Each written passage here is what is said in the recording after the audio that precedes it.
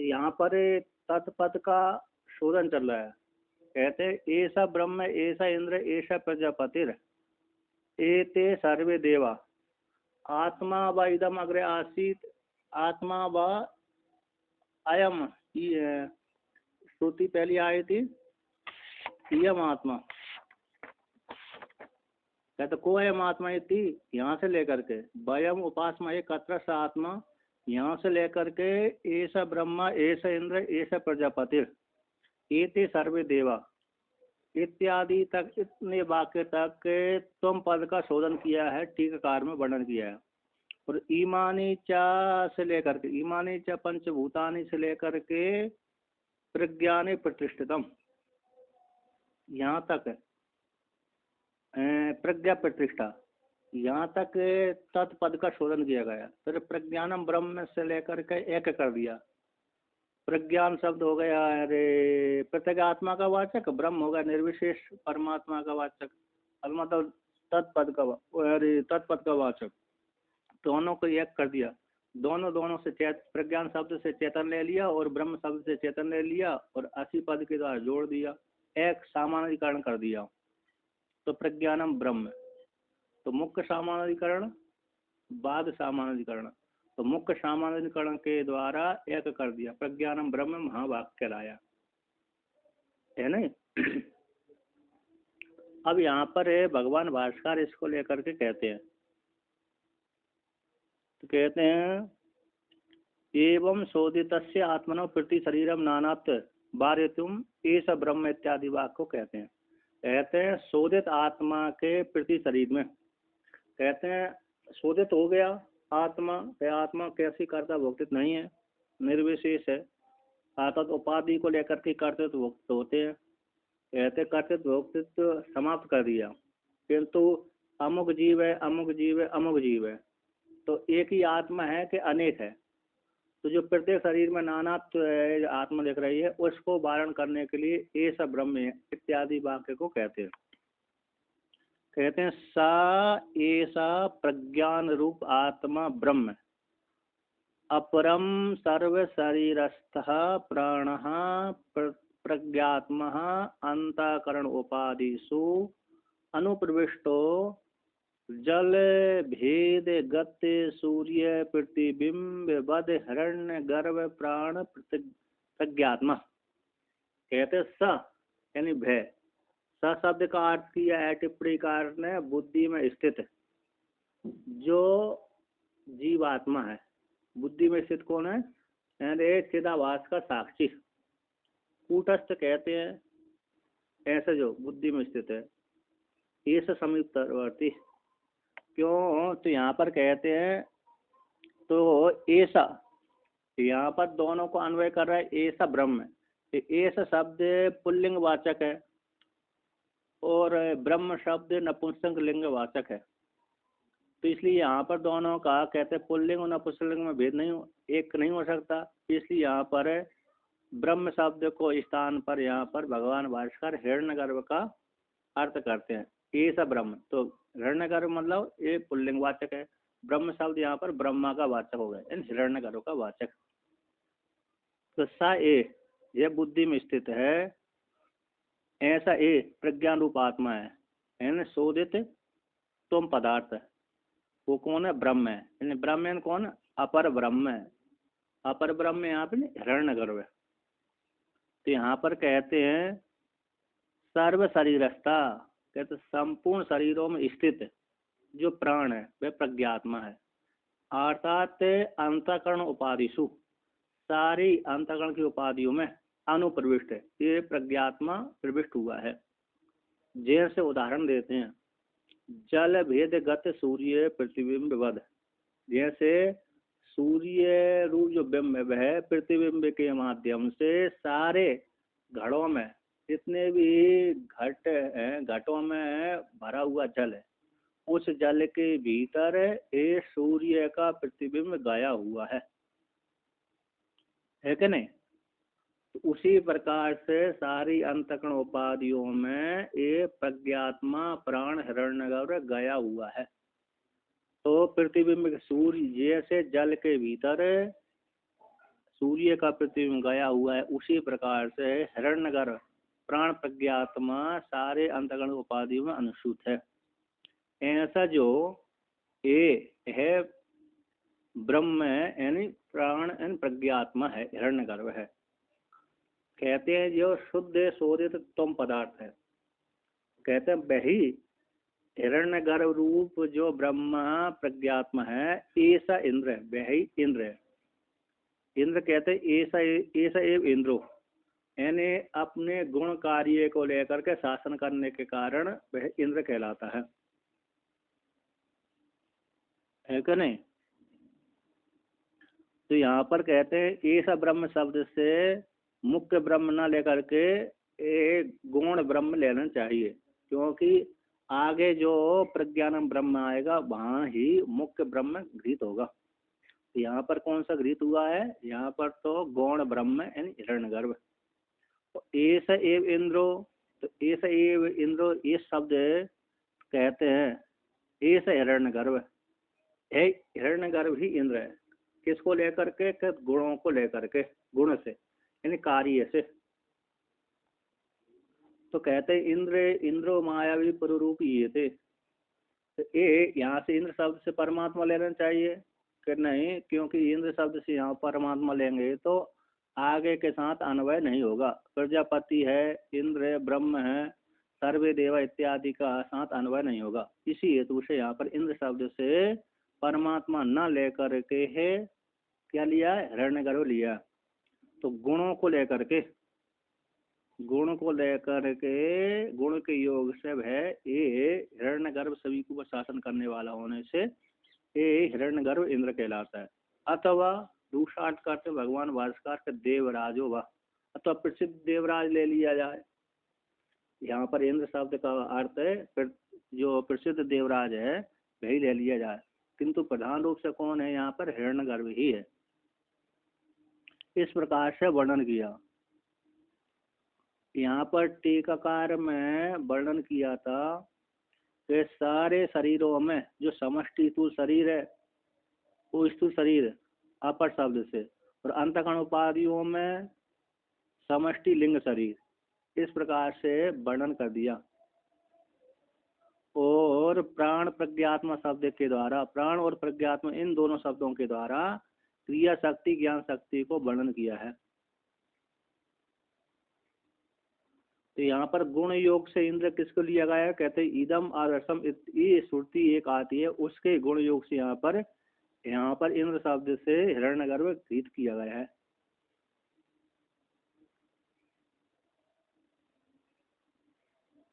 अब आगे कहते हैं यहाँ पर एषः प्रजापतिर यह प्रथमजः शरीरी। तो कहते ऐसा है ही हिरण्यगर्भ ही प्रजापति है ना। तो फिर यहाँ पर ऐसा ब्रह्म ऐसे इंद्र, यहाँ से इतने शब्द से हिरण्यगर्भ आ गया। ऐसा प्रजापति ये कैसा आ गया, स्थूल शरीर का अभिमानी देवता विराट है, ऐसा प्रजापति कहलाता है। ये जो प्रजापति शब्द से यहाँ पर क्या क्या लिया जाएगा, तो कहते हैं प्रजापति शब्द से यहाँ पर प्रथम उत्पन्न होने वाला शरीर, स्थूल शरीर में अभिमान करने वाला हिरण्य विराट है, ये विराट आत्मा प्रजापति कहलाता है। और ऐसा ब्रह्म ऐसे इंद्र से समष्टि सूक्ष्म शरीर अभिमानी देवता हिरण्यगर्भ हो जाएगा। कहते हैं ऐसा प्रजापति, या जो प्रथम उत्पन्न हुआ है, ऐसा प्रथम जा शरीर ही, कहते उसी प्रथम जा शरीर से कौन उत्पन्न हुए, अग्नि आदि देवता उत्पन्न हुए। तो यह तो मुखादि निर्वेद द्वारेण अग्न्यादयो लोकपाला जाता। तो कहते हैं ऐसा, या तो जिस हेतु से, जिस कारण से विराट से, कहते जैसे परमात्मा ने, ईश्वर ने जल से, पंचभूतों के जल से, जल प्रधान पंचभूतों से एक अंडे का निर्माण किया, फिर अंडे को जल में डाल दिया, जल फिर कुछ देर के बाद बढ़ा, बढ़ने के पश्चात विचार करने के पश्चात जल और अंडा बढ़ा, उस अंडे से फिर मुख आदि का निर्वेदन किया। जो मुख आदि निकले वे ही अग्नि आदि देवता कहलाए। तो यहाँ पर कहते हैं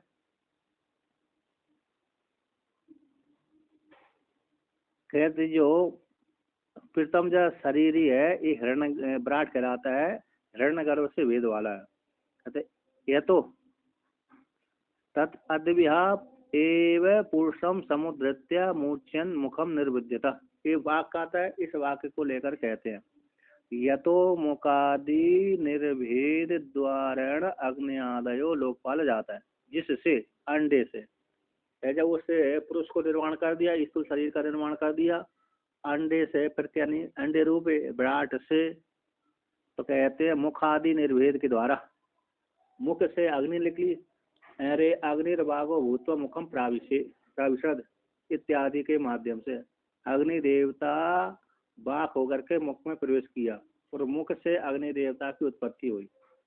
यानी विराट शरीर का मुख अग्नि देवता कहलाता है और विराट शरीर की दोनों दोनों नेत्र सूर्य चंद्रमा कहलाते हैं। विराट शरीर के दोनों कान दिशा कहलाते हैं और गहरे अन्न जो है सारे वो गंध आदि आ जाएंगे। तो संपूर्ण स्थूल शरीर में अभिमान करने वाला विराट, अभिमानी देवता जो विराट है, उस विराट के सारे अंग ही तत्त एक पृथ्वी में दिखने वाले सारे वो है, उसके अवयव है और सारे देवता उसके अंगभूत हैं। जितने भी देवता देखते हैं प्रधान देवता, वह सारे प्रधान देवता उसी विराट के अवयव कहलाते हैं। कहते मुकादि निर्भेद के द्वारा अग्नि आदि लोकपाल उसी विराट से उत्पन्न हुए। तो कहते हैं सा प्रजापति ऐसे है, जो प्रजापति हिरण्यगर्भी है, हिरण्यगर्भी प्रजापति बना हुआ था, यानी विराट बना हुआ था। तो यहाँ पर कहते हैं ये अपि एते अग्नि आदय देवा, अग्नि आदय सर्वे देवा एस एवा, जितने भी अग्नि आदि देवता दिख रहे हैं सारे वे एस एवा, यानी हिरण्यगर्भ प्रज्ञात नहीं है। कहते हैं जो देवता यहाँ पर ग्रहण लिया गया है वो मनुष्य आदि का भी उपलक्षण है, उससे मनुष्यों को भी जान लेना चाहिए और आदि शब्द से राक्षस है, वो अन्य है, सभी जान लेना चाहिए। गंधर्व है, देवता गंधर्व किन्नर है, आदि आदि जान लेना चाहिए, मनुष्य आदि भी जान लेना चाहिए। कहते हैं उससे ये हिरण्यगर्भ से उत्पन्न हुए थे, हिरण्यगर्भ से विराट उत्पन्न हुआ, विराट के शरीर से ये अग्नि आदि देवता उत्पन्न हुए। कहते उसी के अवयव कहलाते हैं। कहते सर्वे जीवात्मा ऐसे हिरण्यगर्भी है।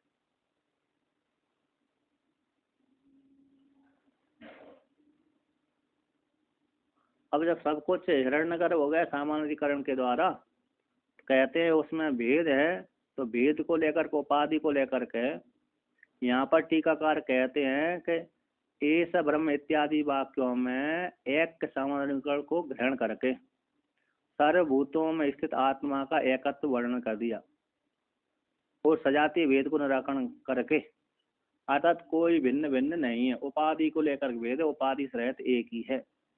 कहते उपाधियों में भी सामान्यीकरण के द्वारा एक हो गया आत्मा का, और उपाधियों का भी जो भूत भौतिक बने हुए हैं, जितने भी स्थूल शरीर आए दिख रहे हैं, पंचभूत दिख रहे हैं, उनका बाद सामान्य के द्वारा दो सामान्यीकरण होते हैं, एक मुख्य सामान्यीकरण, एक बाद सामान्यीकरण। तो बाद सामानाधिकरण के द्वारा आत्मा से व्यतिरिक्त का अभाव करके और विजातीय भेद को निराकरण करने के लिए यहाँ पर वाक्य को ईमानी वाक्य को कहते हैं। कहते हैं ईमानी चा सर्व शरीर उपादान भूतानि पंच पृथिव्यादीनि महाभूतानि अन्न अन्नाद लक्षणानि एतानि। कहते हैं जितने भी पंचभूतों के द्वारा उत्पन्न होने वाले शरीर और पंचभूत आदि है उसी के। तो यहाँ पर सर्वम खलु इदम ब्रह्म, ये वाक्य आता है बृहदारण्यक उपनिषद में, छांदोग्य आदि में, सब कुछ ब्रह्म ही है। तो यहाँ पर सब कुछ ब्रह्म ही है, तो सर्व तो ये पृथ्वी आदि तो ब्रह्म नहीं हो सकते, क्योंकि ये जड़ पदार्थ है। तो यहाँ पर कहते हैं बाद सामानाधिकरण के द्वारा चेतन से इतर सबका बाद कर देते हैं, और बाद शेष शेष कौन बचता है? चेतन बचता है। तो चेतन ही ब्रह्म में शेष रह जाता है। वो मुख्य सामानाधिकरण के द्वारा कहता है, मुख्य सामानाधिकरण के द्वारा जीवात्मा जो चेतन है और तत्पदवाच्य जो ईश्वर चैतन्य है, उसमें सर्वज्ञत्व का निषेध कर दिया और अल्पज्ञत्व जीवत्व के धर्म का निषेध कर दिया। जीव में जो अल्पज्ञ धर्म है उसका निषेध कर दिया, सर्वज्ञत्व जो धर्म है ईश्वर का उसका निषेध कर दिया। सर्वज्ञ ईश्वर में ईश्वर जो चेतनत्व है उसको ले लिया, और जीव में जो चेतनत्व है उसको ले लिया और 80 पद के द्वारा जोड़ दिया, तो मुख्य सामानाधिकरण हो गया। कहते और जो बात सामान्यकरण के द्वारा के सारे भूत ब्रह्म हैं, ब्रह्म में कल्पित हैं, तो जो कल्पित वस्तु को तो निषेध कर दिया और मुख्य अधिष्ठान को ले लिया, तो ये बात सामान्यकरण कहलाता है। कहते ये सारे भूत है, ईमानी च सर्व शरीर उपादान भूतान, संपूर्ण शरीर के उपादान भूत जो पंच महाभूत हैं और पंचगण के माध्यम से। तो कहते हैं जो पृथ्वी आदि महाभूत हैं वे कैसे हैं? अन्न अन्नाद लक्षण वाले हैं। कहते हैं से अन्न अन्नाद लक्षण वाले कैसे हैं? कहते हैं अन्न कभी स्थूल शरीर को खाता है, वह स्थूल शरीर भी अन्न को खाता है प्राण आदि के माध्यम से। जैसे चूहा बिल्ली है, तो चूहा दूसरे का अन्न बनता है और बिल्ली दूसरे का अन्न बन जाती है। बिल्ली का अन्न चूहा है और बिल्ली फिर कुत्ते का अन्न हो जाता है, कुत्ता फिर बाघ आदि का अन्न हो जाता है, और बाघ आदि किसका अन्न हो जाता है? कहते हैं सरव पक्षी का अन्न हो जाता है कि नहीं? सबसे बड़ा पक्षी बोलते हैं जानवर और पक्षी सरव कहलाता है। ये महाभारत में वर्णन आता है, एक कथा आती है कि पहले एक कुत्ता था और किसी योगी के पास में गया। कुत्ता बाग में जंगल में घूमने गया होगा, तो उसको किसी बाघ ने पकड़ लिया। तो जब बाघ ने पकड़ लिया तो बचते बचाते योगी के पास में आया, बाबा के पास में आया, कहा कि आज मैं बाघ के द्वारा बच गया, इसलिए मेरे को बाघ बना दो। तो जब बाघ बना दिया बोला तो योगी ने कह दिया तथास्तु, बाघ हो जाओ। तो वो बाघ हो गया, कुत्ता से बाघ बन गया। इसके पश्चात वह घूमने गया, कुछ दिनों तक इधर उधर जंगल में घूमा, तो शेर ने उसको पकड़ लिया। तो शेर से बचते बचते आया। इसके पश्चात जब शेर से बचते बचते आया तो कहा कि मैं शेर के साथ टक्कर खा गया, मुश्किल से जान बचा के आया हूँ, इसलिए मेरे को शेर बना दो। उसने शेर बना दिया। इसके पश्चात कुछ दिनों तक इधर उधर जंगल में घूमा, खाया पिया। फिर एक दिन घूम रहा था तो सरव नाम का पक्षी उसके पास में आ गया। तो सरव नाम का जो पक्षी होता है, पक्षी और जानवर, ये बाघ को शेर को उठा के खा जाता है। कहते हैं इसमें पक्षी पंख भी होते हैं सरव नाम के पक्षी में, और 4 पैर भी होते हैं। कभी कभी 4 पैर होते हैं, कभी कभी 8 भी, विशेष करके 4 अथवा 4 पैर होते हैं। ये पंजों के माध्यम से पकड़ लेता है और आकाश में उड़ जाता है।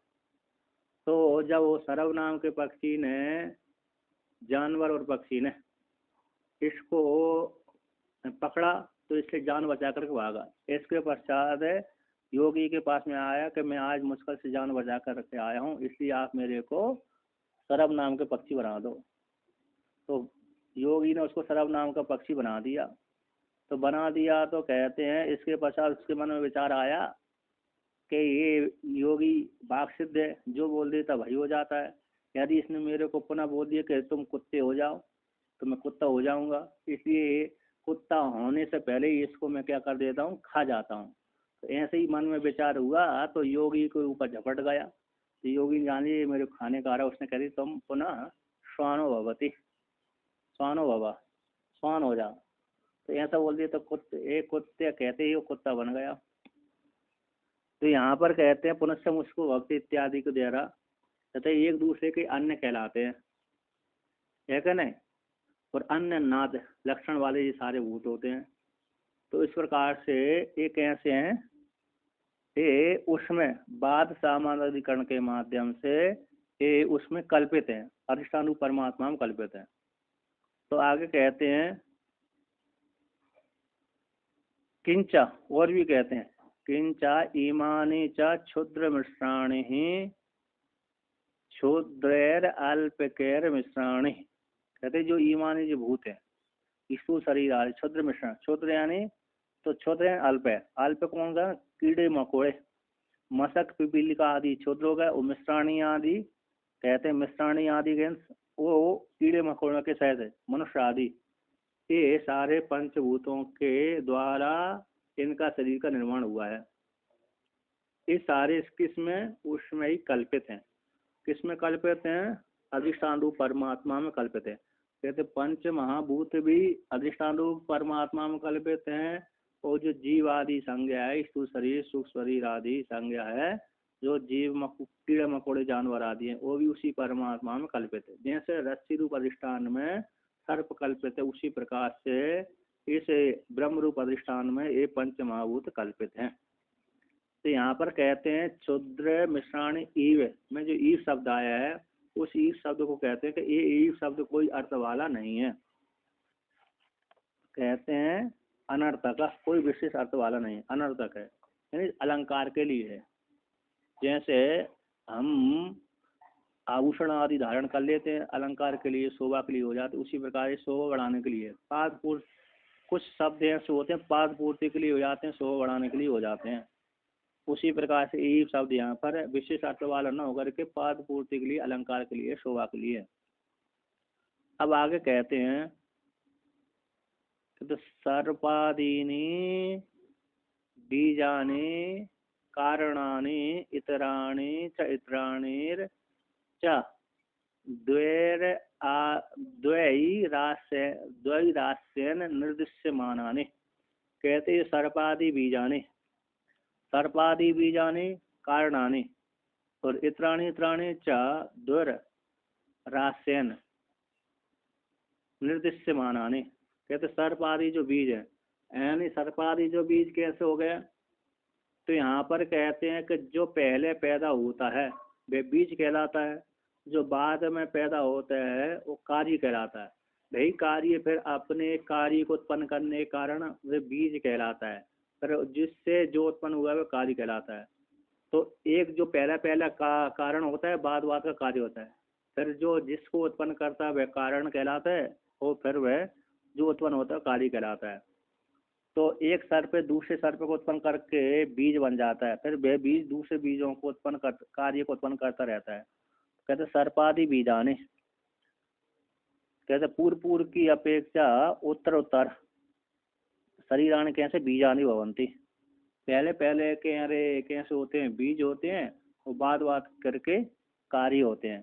कहते इतराणि, जो इतर के हैं कार्य कहलाते हैं, एक दूसरे से भिन्न भिन्न भी होते हैं और कार्य कहलाते हैं। कहते दो राशियन, तो दो राशि के द्वारा निर्देश माना ने, तो दो राशि कौन होगा? एक कार्य होगा एक कारण हो गया, इसके द्वारा निर्देश किए गए हैं।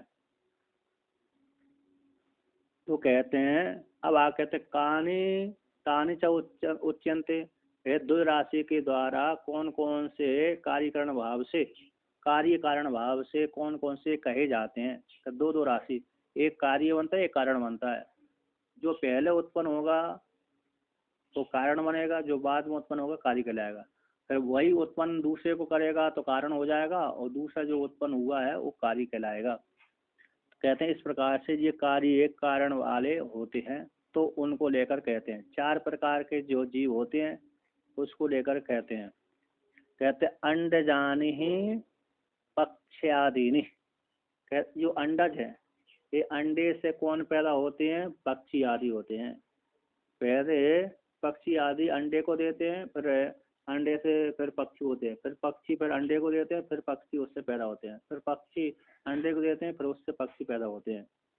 तो अंडज से उत्पन्न होने वाले पक्षी आदि। अब आगे कहते हैं जारुजानी एंड जरायुजानी।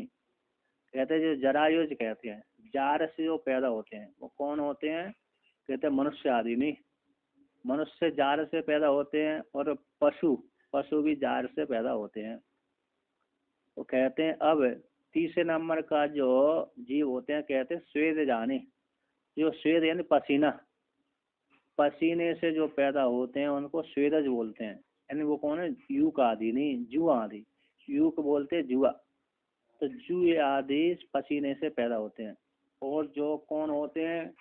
कुछ जो बरसात में जो बरसात में जो कीड़े मकोड़े होते हैं वो जमीन की गर्मी से पैदा हो जाते हैं। जैसे बरसात में हो जाते हैं, एक ही पतंग लाखों की संख्या में, करोड़ों की संख्या में पैदा हो जाते हैं। जब बिजली जलाते हैं उस काल में वो निकल आते हैं और 1 घंटा 2 घंटा रहते हैं, इसके पश्चात मर जाते हैं। कोई 4-5 घंटा रहता है। जैसे बरसाती कीड़े अन्य अन्य समय समय पर उत्पन्न होते हैं। तो जो जमीन की पृथ्वी की गर्मी से उत्पन्न होते हैं, जैसे हमारे शरीर के पसीने से जुआ निकल आते हैं, उसी प्रकार से पृथ्वी की गर्मी से एक कीड़े मकोड़े उत्पन्न हो जाते हैं और फिर 1 घंटा 2 घंटा जीवित रहते हैं, एक मुहूर्त अथवा एक पैर तक जीवित रहते हैं, फिर मर जाते हैं। तो आगे तीसरा हो गया स्वेदज, और चौथे कहते हैं उद्भिज्जानि। तो उद्भिज्जानि च वृक्षादीनि। ये उद्भिज कौन है? वृक्ष फोड़ करके, पृथ्वी को फोड़ करके उत्पन्न होते हैं। ये 4 प्रकार के जीव कहलाते हैं: स्वेदज, अंडज, जरायुज, उद्भिज। और वे कहते हैं ये सारे किसमें? उसमें ही अधिष्ठान रूप परमात्मा में कल्पित हैं। कहते हैं अश्वः गावः पुरुषः अस्तिनो अन्यच्च यत् किंच इदम प्राणि जातम। कहते अश्व, तो अश्व यानी अश्व, गाव यानी गाय, पुरुष यानी पुरुष, अस्तिनो यानी हाथी, और अन्यच्च जो कुछ नहीं कहा गया वो भी जान लेना चाहिए। यत् किंच, यत् किंच जो कुछ भी है, इदम प्राणि जातम जो प्राणी समुदाय दिख रहा है, वह सारा प्राणी समुदाय उसी ब्रह्म रूप अधिष्ठान में कल्पित है, उसी से उत्पन्न हुआ है। किम तत्? कहते भय, कहते जंगम चल, जंगम यत चलती पदभ्याम गच्छति। जंगम किसको बोलते हैं? जो चलता है, किसके द्वारा? पैरों के द्वारा। तो यहाँ पर कहते हैं पैरों के द्वारा, तो पैरों से मनुष्य भी चलते हैं, जानवर भी चलते हैं, है कहते। तो गच्छति जंगम, जो चलता है उसको जंगम कहते हैं, पैरों के द्वारा। इन उपलक्षण है पशु का, 2 पैर वाले, 4 पैर वाले, 2 पैर वाले हो गए और 4 पैर वाले हो गए। 4 पैर वाले अरे पशु आदि हो गए, 2 पैर वाले और मनुष्य हो गए, और 8-10 पैर वाले भी जानवर हो गए। बहुत से जानवरों के जीवों के क्या होते हैं? कई पैर होते हैं। इस प्रकार से तो जो चलता है, सारे जो चलने वाले हैं, रेंगने वाले हैं, वो सारे जंगम कहलाते हैं। यच्च पतत्री, और जो पतन करते हैं, कहते आकाश, पतत्री मतलब आकाश में से पृथ्वी पर गिरते हैं, तो वो आकाश में उड़ने वाले पक्षी। आकाशेन पतनशीलम, आकाश से पतन स्वभाव, गिरने का स्वभाव जिनका, आकाश में उड़ने का स्वभाव जिनका है, ऐसे पतत्री कहलाते हैं। ऐसे जो पक्षी है, वे पक्षी हमेशा आकाश में उड़ते रहते हैं, आकाश में उड़ने का उनका स्वभाव है। ये भी उसी ब्रह्म रूप अधिष्ठान में कल्पित हैं। यच्चा स्थावरम अचलम सर्वम तद अशिष्टा प्रज्ञा नेत्रम प्रज्ञप्ति प्रज्ञातच्च ब्रह्म एव नीयते अनेन इति नेत्रम प्रज्ञा एव नेत्रम यस्य तदिदम प्रज्ञा नेत्रम। कहते यह जो स्थावर है, अचलम है, संपूर्ण अशिष्ट, ये सारा उस कैसे उसी अधिष्ठान रूप में कल्पित है। सर्वम संपूर्ण अचल जो स्थावर जंगम है उसी परमात्मा में कल्पित है अशेष रूप से। कहते प्रज्ञा नेत्रम, जो प्रज्ञा नेत्र वाला ये स्थावर जंगम जगत है। तो कहते प्रज्ञा नेत्र जो शब्द आया है, सर्वम जो कुछ भी जगत दिख रहा है, सारा जगत प्रज्ञा नेत्र वाला है। जितना भी जगत प्रपंच दिख रहा है, स्थावर जंगम, स्थावर जगत, जंगम जगत, ये सारा कैसे प्रज्ञा नेत्र वाला है। प्रज्ञा नेत्र का अर्थ क्या कहते हैं? तो यहाँ पर कहते हैं प्रज्ञा नेत्र किसको कहते हैं? तो प्रज्ञप्ति, प्रज्ञा नेत्र का प्रज्ञा प्रज्ञप्ति नहीं, प्रज्ञप्ति क्या है? प्रकृष्ट, प्रकृष्ट ज्ञप्ति, तो उसी का अर्थ करते प्रज्ञा। प्रज्ञा यहाँ पर किसको बोलते? प्रज्ञा तच्च ब्रह्म एव, या प्रज्ञा कौन है? ब्रह्म ही है। यहाँ पर एव कार के द्वारा निर्धारण किया है। तो कहते हैं जो प्रज्ञा है ब्रह्म ही है। और नियते अननिति नेत्रम, कहते ले जाया जाता है जिसके द्वारा, अनन जिसके द्वारा, किसके द्वारा, ब्रह्म के द्वारा, नियते ले जाया जाता है उसको बोलते नेत्र। अनन जिसके द्वारा नियते ले जाया जाता है, गच्छति जाता है, उसको बोलते नेत्र। कहते हैं ये ब्रह्म ही नेत्र है। प्रज्ञा एव नेत्रम यस्य तदिदम प्रज्ञा नेत्रम। तो यहाँ पर प्रज्ञा दूसरे पुस्तकों में पाठांतर भेद है, प्रज्ञा नेत्रम यस्य तदिदम प्रज्ञा नेत्रम। तो किसी पुस्तक में प्रज्ञा शब्द है, किसी पुस्तक में प्रज्ञा एव है। कहते प्रज्ञा एव, प्रज्ञा ही नेत्र है, यस्य जिसका, जगत का, तद वह है प्रज्ञा नेत्र वाला जगत है। अर्थात यह जगत है किसमें, जगत प्रज्ञा नेत्र वाला, अर्थात है संपूर्ण जगत प्रज्ञा नेत्र में कल्पित है। अर्थात अधिष्ठान रूप परमात्मा में ही संपूर्ण जगत कल्पित है। अर्थात संपूर्ण जगत का नेत्र कौन है, परमात्मा ही है। क्योंकि परमात्मा रूप अधिष्ठान के बिना है जगत कुछ भी कार्य करने में समर्थ नहीं है। रस्सी रूप अधिष्ठान न हो तो सर्प रूप जो जगत है कार्य करने में कुछ भी समर्थ नहीं हो सकता, अर्थात दिखेगा ही नहीं।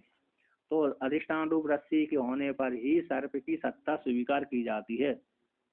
यदि अधिष्ठान रूप रस्सी न हो तो सर्प की सत्ता स्वीकार नहीं की जा सकती। उसी प्रकार से अधिष्ठान रूप ब्रह्म के होने पर ही जगत की सत्ता स्वीकार की जाती है, और अधिष्ठान रूप ब्रह्म के न होने पर जगत की सत्ता स्वीकार नहीं की जाती। इसलिए संपूर्ण जगत को सत्ता प्रदान करने वाला एक प्रज्ञा नेत्र परमात्मा ही है। प्रज्ञा नेत्र वाले जो परमात्मा संपूर्ण जगत को सत्ता प्रदान करने वाला है। इसी सत्ता प्रदान के माध्यम से जगत चलता हुआ दिखता हुआ सत्ता वाला दिखता है, प्रतीत होता है। यहाँ पर कहते हैं नियते अननिति।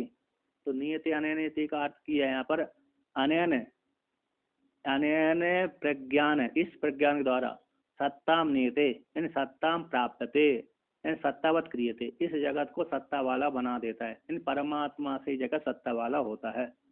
अथवा सौ व्यापार में ये प्रवृत्त हो जाते हैं। जो इंद्रिय आदि है परमात्मा की सत्ता को लेकर के तत्त विषयों में प्रवृत्त हो जाते हैं। जैसे चक्षु देखने में समर्थ हो जाती है, श्रोत्र सुनने में समर्थ हो जाता है, बाघ बोलने में समर्थ हो जाता है, घ्राण इंद्रिय सूंघने में समर्थ हो जाते हैं, शब्द इंद्रिय श्रवण करने में समर्थ हो जाती है। तो सारे श्रोत इंद्रिय श्रवण करने में समर्थ हो जाते हैं, बाघ इंद्रिय बोलने में समर्थ हो जाती है, अन्य इंद्रिय अन्य अन्य कार्य करने में समर्थ हो जाती है। किसके माध्यम, किसी सत्ता को लेकर के, कहते परमात्मा की सत्ता को लेकर के।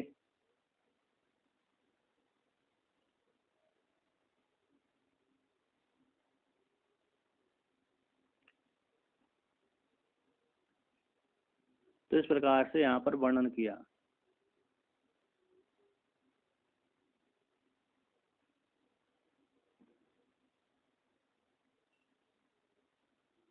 तो यहाँ पर वर्णन करते हैं, यहाँ पर टीकाकार कहते हैं कोयम, को अयम आत्मा इत्यादि, यहाँ से लेकर के सर्वे देवा यहाँ तक एक तुम पदार्थ का शोधन हो गया। और ईमानी चार से लेकर के प्रज्ञा प्रतिष्ठा, इस वाक्य पर्यंत तक तत्पदार्थ का शोधन हो गया। और आगे कहते हैं प्रज्ञानम ब्रह्म के द्वारा एक का वर्णन कर दिया।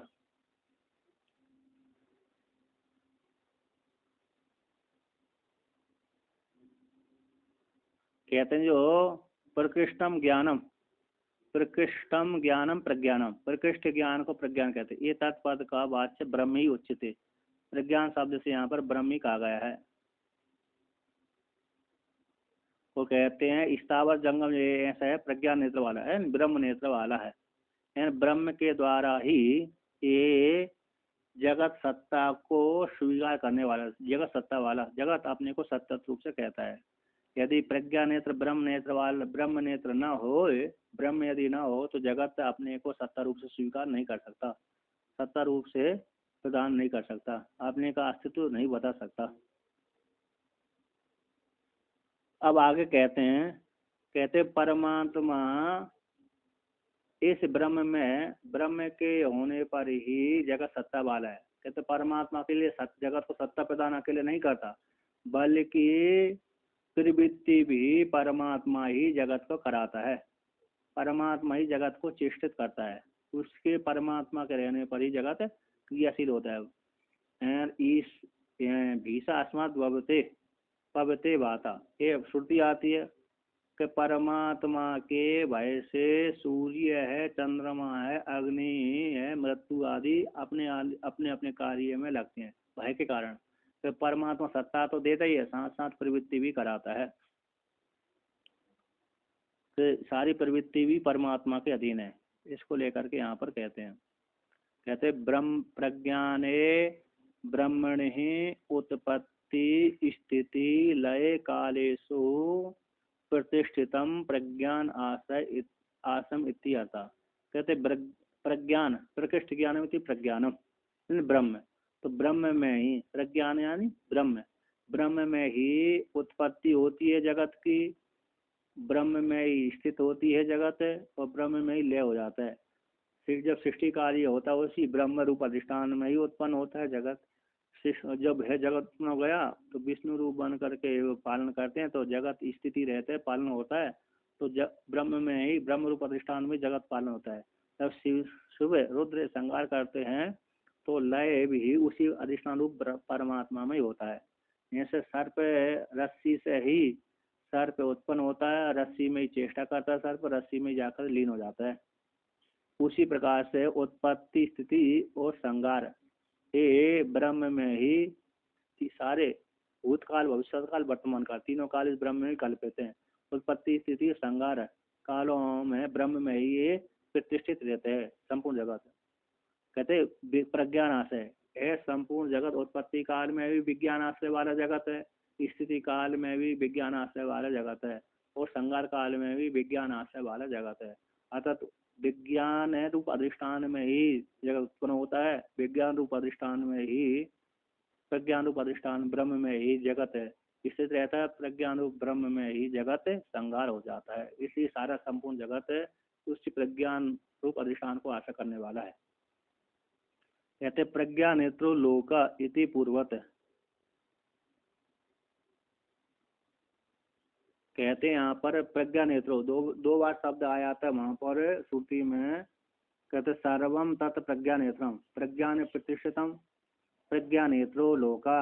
तो प्रज्ञा नेत्रो लोका, तो यहाँ पर पहले शब्द से प्रज्ञा नेत्र शब्द से ब्रह्म सत्ता स्वीकार कर लिया। ब्रह्म सत्ता के परमात्मा कैसा है, ब्रह्म सत्ता को बोध कराने वाला है, संपूर्ण जगत है ब्रह्म सत्ता वाला है, सत्ता प्रदान करने वाला, प्रवृत्ति कराने वाला है। तो कहते हैं यदि तो प्रज्ञा नेत्रो लोका, यह संपूर्ण लोक प्रज्ञा नेत्र वाला है, ब्रह्म नेत्र वाला है, पूर्वत है, पूर्व के समान जानना चाहिए, पूर्व के समान यानी सत्ता प्राप्त करने वाला है, सत्ता प्राप्त वाला है। यह संपूर्ण जगत है सत्ता परमात्मा से सत्ता प्राप्त होने वाला है, अतः परमात्मा में कल्पित है, परमात्मा की सत्ता से सत्तावान होता है। ये अर्थ कर लेना चाहिए। अथवा यहाँ पर कहते हैं अथवा यही वही अर्थ करेंगे तो पुनरुक्ति दोष आ जाएगा, तो कहते हैं दूसरा अर्थ करते हैं। कहते हैं जो लोक है चराचरात्मक जो लोक है परमात्मा की, जो परमात्मा रूप ब्रह्म है उसी की सत्ता से सत्तावान होता है। ये अर्थ हो गया। कहते हैं अथवा ये अर्थ करेंगे तो क्या हो जाएगा, तो पुनरुक्ति दोष हो जाएगा। कहते हैं दूसरा अर्थ करते हैं। कहते प्रज्ञा चक्षुर वह सर्व एव लोका। कहते प्रज्ञा चक्षु वाला है, प्रज्ञा चक्षु संपूर्ण जो लोक है संपूर्ण लोक प्रज्ञा चक्षु वाला है। प्रज्ञा चक्षु मतलब चक्षु यहाँ पर ईश्वरण का यानी ईश्वरण स्वरूप वाला है। यह संपूर्ण जगत कैसा है, ईश्वरण स्वरूप वाला है। ऐसे परमात्मा ईश्वरण स्वरूप है, उसी प्रकार से जगत है स्थावर जंगम जगत ईश्वरण स्वरूप वाला है। यानी प्रज्ञा अधिष्ठान रूप परमात्मा में ईश्वरण होता है, अधिष्ठान रूप परमात्मा के द्वारा सत्तावान होता है जगत, स्थावर जंगम जगत सत्तावान होता है। उसी प्रकार से अधिष्ठान रूप परमात्मा में ही ये संपूर्ण जगत प्रज्ञा चक्षु वाला है, अर्थात ईश्वरण रूप वाला है। चक्षु यहाँ पर टीकाकार अर्थ करते हैं चक्षु रीति ईश्वरण मिथ्यार्थ। ईश्वरण जैसे हमारा ईश्वरण होता है मैं हूँ, है ना, और कहता हूँ ज्ञान स्वरूप हूँ, ये ईश्वरण कहलाता है। मैं हूँ का अर्थ हो गया हूँ, सत्ता हो गई, और कैसा हूँ, ज्ञान स्वरूप हूँ। तो ये स्मरण हो जाता है। हे संपूर्ण जगत कैसा है, संपूर्ण जगत का है परमात्मा स्मरण स्वरूप वाला है।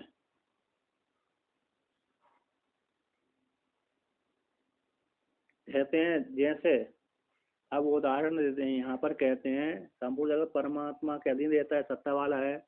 जिस प्रकार से संपूर्ण जगत है और ईश्वरण परमात्मा, संपूर्ण जगत का ईश्वरण और सत्ता परमात्मा के अधीन है। संपूर्ण जगत की सत्ता ईश्वरण परमात्मा के अधीन है, प्रज्ञान के अधीन है। इसी प्रकार से वह प्रज्ञान रूप ब्रह्म भी किसी दूसरे का अधीन हो जाए तो ऐसी प्राप्ति हो जाने पर कहते न, उस ब्रह्म का स्व प्रकाश होने से स्व महिमा। एक उस छांदो उपनिषद में पूछा कि भूमा कस्मिन् प्रतिष्ठित था, भूमा किसमें प्रतिष्ठित है? तो वहां पर श्रुति कहती है भूमा स्वयं प्रतिष्ठितम, भूमा स्वयं महिमनि, स्वयं महिमनि प्रतिष्ठितम। भूमा अपनी स्वयं की महिमा में प्रतिष्ठित है, किसी दूसरे में प्रतिष्ठित नहीं है। उसी प्रकार से यहाँ पर भी जिस प्रकार से जगत की सत्ता और जगत की स्फुरण परम चेतन प्रज्ञान के अधीन है, उसी प्रकार से ये जगत चेतन परमात्मा की, अधिष्ठान परमात्मा की स्फुरण और प्रतिष्ठा दूसरे के अधीन हो जाए तो न, उस परमात्मा का स्मरण स्वरूप होने से, प्रकाश स्वरूप होने से और स्व महिमा में प्रतिष्ठित होने से दूसरे उसका आश्रय करने वाला कोई दूसरा नहीं है। तो यदि दूसरे उसका आश्रय करने वाला होगा तो अनवस्था दोष की प्राप्ति हो जाएगी। कहते हैं कि वो उसके अधीन है, जैसे पृथ्वी दूसरे का अधीन है, पृथ्वी के ऊपर कोई दूसरा है, हम पृथ्वी के ऊपर बैठे हैं, अथवा हम किस पे बैठे हैं, पलंग के ऊपर बैठे हैं। पलंग किसके ऊपर है? कहते पृथ्वी किसके ऊपर है? अरे जल के ऊपर। जल किसके ऊपर है? कहते तेज के ऊपर। तेज किसके ऊपर है? वायु के ऊपर। वायु किसके ऊपर है? आकाश के ऊपर। आकाश किसके ऊपर है? माया के ऊपर। माया किसके ऊपर है? ईश्वर के ऊपर। ईश्वर किसके ऊपर है? ब्रह्म के ऊपर। कि ब्रह्म भी किसी दूसरे के ऊपर होगा, तो फिर वह दूसरे के ऊपर होगा तो वह ब्रह्म भी किसी दूसरे के ऊपर होगा, जो जिसके ऊपर है उसको भी नीचे कोई और होगा। तो इस प्रकार से अनवस्था दोष की प्राप्ति हो जाएगी। इसलिए सबका अधिष्ठान ब्रह्म है, ब्रह्म से भिन्न ब्रह्म का कोई दूसरा अधिष्ठान नहीं है। जितने भी काल है, दिशा है, वो सारे ब्रह्म में ही कल्पित हैं, है ना। और दूसरे में कल्पित है, वह ब्रह्म किसी दूसरे में कल्पित नहीं है। कहते सारे सब की पर्यवसान भूमि ब्रह्म है, प्रज्ञा प्रतिष्ठा जगत सर्वस्व जगता। हाँ, कि संपूर्ण जगत की जो प्रतिष्ठा है वह प्रज्ञा ही है। प्रज्ञा नहीं, ब्रह्म ही है। यहाँ पर प्रज्ञा शब्द है, ब्रह्म का वाचक है। प्रज्ञा प्रतिष्ठा ब्रह्म प्रतिष्ठा सर्वस्व जगता, संपूर्ण जगत की प्रतिष्ठा कौन है? ब्रह्म है। लय का आधार कौन है? ब्रह्म ही है। जैसे पृथ्वी ही, जैसे रस्सी ही सर्प का लय आधार है, रस्सी रूप अधिष्ठान ही सर्प का लय का आधार है, उसी प्रकार से ब्रह्म ही संपूर्ण जगत का लय का आधार। जैसे संपूर्ण नदियों का लय का आधार कौन है? समुद्र है। सारी नदियां बहते बहते कहाँ जाती हैं? चलते चलते सीधे समुद्र में जाकर के मिल जाती हैं, है ना। और समुद्र से फिर दूसरी जगह नहीं जाती हैं। उसी प्रकार से संपूर्ण जगत ब्रह्म में जा करके लय हो जाता है, रस्सी में सर्प लय हो जाता है।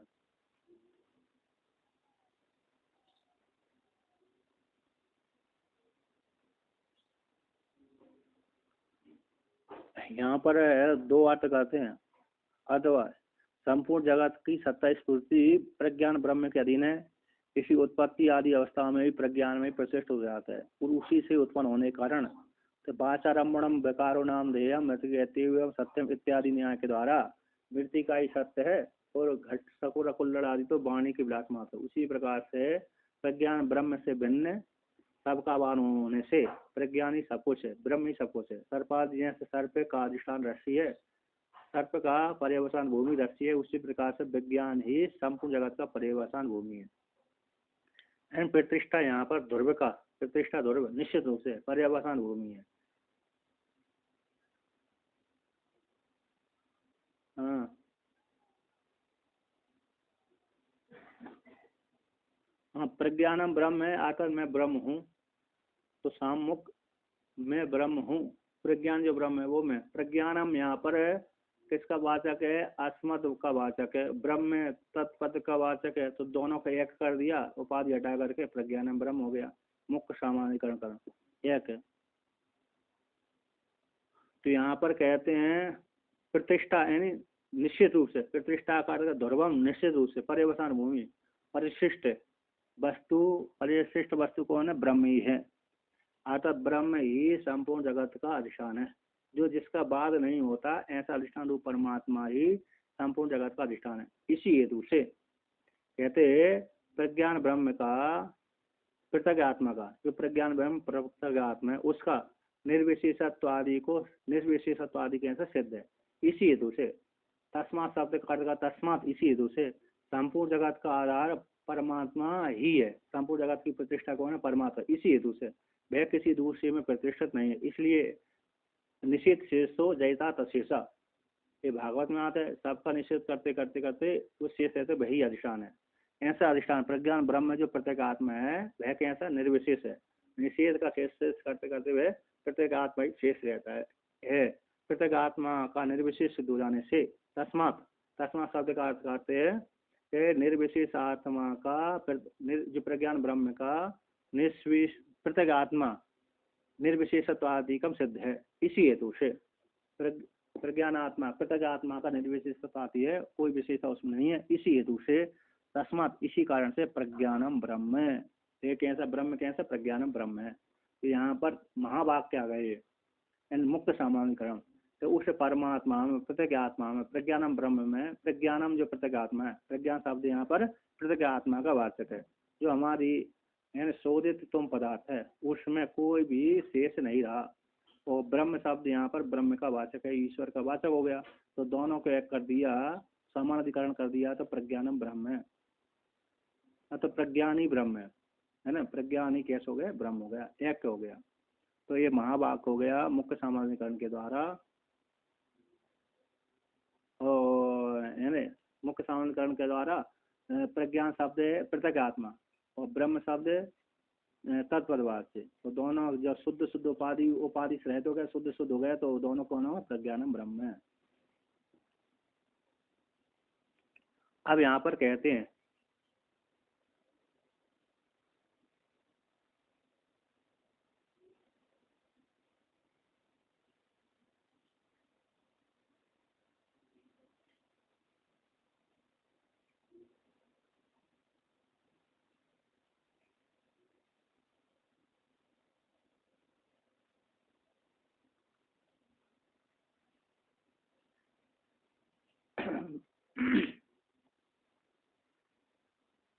तो वर्णन करते हैं आगे, तद एतत् प्रत्यस्तमित सर्व उपाधि विशेषम सन निरंजनम निर्मलम निष्क्रियम शांतम एकम अद्वयम नेति नेति इति सर्व विशेष अपोय संवेद्यम सर्व शब्द कृत्या गोचरम। कहते हैं इस प्रकार से तद वह ब्रह्म जो प्रज्ञानम ब्रह्म है, उपाधि से रहित निर्विशेष ब्रह्म है, वो हम ही हैं। तद वह ही ब्रह्म, प्रज्ञान जो ब्रह्म है, तत् एतत् कहते हैं जिसमें इस ब्रह्म है, जो ब्रह्म है प्रत्यस्त में है, जिसमें सारी उपाधि नष्ट हो गई, सर्व उपाधि विशेष, जिसकी संपूर्ण उपाधि जो विशेष थी वो सारी उपाधि विशेष कैसे हो गए, नष्ट हो गई हैं, जिसमें है कि नहीं, जिसमें कुछ भी उपाधि नहीं, ऐसा जो परमात्मा प्रज्ञान ब्रह्म है, सन निरंजन, अंजन से उपाधि से रहित है, निर्माया वाला है, अंजन यानी माया, निरंजन बोले माया से रहित है, निर्मल है, मल यानी अविद्या, अविद्या से रहित है, मल से रहित, निष्क्रिय क्रिया है, अंजन यानी माया, हाँ, मल यानी अविद्या, अविद्या से रहता है, निष्क्रियम प्राण आदि से रहे, चेष्टा आदि से रहे, हाँ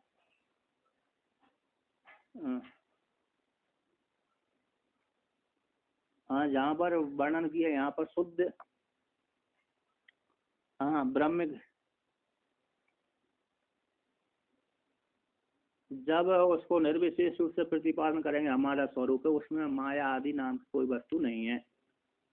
जब सृष्टि को लेकर के वर्णन करेंगे तो फिर वो माया को स्वीकार कर लेता है। किंतु किंतु जो उपाधि से रहित है, उपाधि से रहित निर्गुण निराकार परमात्मा, उसमें कोई माया नाम की वस्तु नहीं है ना, उपाधि से रहित। और जहाँ पर उपाधि थोड़ा स्वीकार कर लेते वहाँ पर है, किंतु वो उपाधि भी उससे भिन्न नहीं है कि नहीं। हाँ, वो उसकी शक्ति है। जैसे शक्ति शक्तिमान हुए, जैसे अग्नि, अग्नि को पृथक, अग्नि में धारता नाम की जो शक्ति है उसको पृथक भी नहीं कर सकते, वो पृथक भी है, मतलब वो जलाती कुंठित भी हो जाती है, अलग नहीं बता सकते। और तो शक्ति है भी, है ना, लेकिन वो है भी और नहीं भी है, दोनों प्रकार से है। क्योंकि वो जला देती है ऐसी है, और नहीं जलाती ऐसी शक्ति भी नहीं है। क्योंकि इस सूर्यकांत मणि के माध्यम, चंद्रकांत मणि के द्वारा वो कुंठित भी हो जाती है, लेकिन अलग पृथक नहीं बता सकते। स्वतंत्र शक्ति, उस शक्ति को स्वतंत्र अलग नहीं बता सकते। अग्नि तो प्रज्वलित रहती है लेकिन जलाने में सामर्थ्य नहीं होती, कुंठित हो जाती है चंद्रकांत मणि की वजह से। और वहीं पर सूर्यकांत मणि ले आए, चंद्रकांत मणि है भी, सूर्यकांत मणि रख दिया तो फिर जलाने लगती है। जैसे जैसे अरे ध्रुव को, अरे ध्रुव नहीं, उसको प्रहलाद को अग्नि ने नहीं जलाया, तो यद्यपि अग्नि का कार्य जलाना होता ना, सभी को जला देती है, किंतु वहां पर प्रहलाद को नहीं जलाया, इसलिए वहां पर चंद्रकांत मणि थी, मतलब शक्ति थी, ईश्वर की कृपा से वह नहीं जला। समझ गया ना। जैसे है अरे नेपाल का जनकपुर, नेपाल कौन कौन सा है, नेपाल का राजा तो जनकपुर का राजा, जनकपुर आता है, नेपाल भी नाम आता है पुराण में। तो कहते नेपाल का राजा तो जनकपुर का राजा, जब कृष्ण भगवान युद्ध करने के लिए गए थे, अर्जुन और कृष्ण घोड़ा लेकर के, उस काल में राजा ने आज्ञा दे दी थी कि जो कोई भी देरी करेगा उसको मृत्यु दंड दूंगा। उसमें से राजा का पुत्र और मंत्री का पुत्र देरी किया, तो मंत्री के पुत्र ने देरी किया तो राजा ने उसको खोलते हुए कढ़ाई में डाल दिया जल में, तो मर गया। तो मंत्री ने कहा देखो मेरा पुत्र को आपने दंड दे दिया, तो आपका पुत्र भी देरी से आया इसलिए उसको दंड दो। तो राजा ने तुरंत अपने पुत्र को कढ़ाई में डाल दिया। तो लेकिन उस पुत्र ने क्या किया, राजा के पुत्र ने, उसकी इच्छा थी मैं कृष्ण के दर्शन करके ही मरूं। उसने प्रार्थना करी कृष्ण से, हे कृष्ण, मैं आपके दर्शन करने के मैं आपको आपके हाथ से मरना चाहता हूँ, इस कढ़ाई के तेल से नहीं मरना चाहता हूँ, इसलिए आप मेरी रक्षा करिए, मैं आपके हाथ से ही मरूंगा। जब ऐसी उसने प्रार्थना करी थी, वो है खोलता हुआ तेल भी खोल भी रहा है लेकिन उसको जला नहीं पाया, भगवान की कृपा जी, कृष्ण भगवान की कृपा से। फिर बाद में कृष्ण के हाथ से युद्ध में मारा गया। ठीक है ना। हरिओम, सुन रहे हैं।